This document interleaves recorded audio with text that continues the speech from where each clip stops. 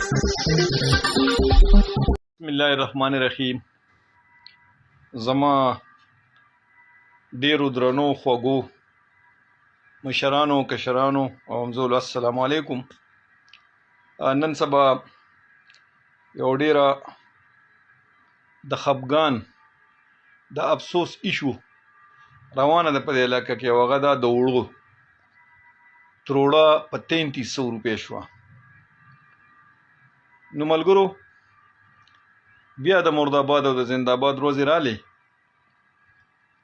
او خلک به هم په دې باندې خپل سیاست چمکاوي. خو تاسو ته زه په نالج کې یو خبره راولم. انقلاب فرانس چې راغلی و که نه، د یو ډوډۍ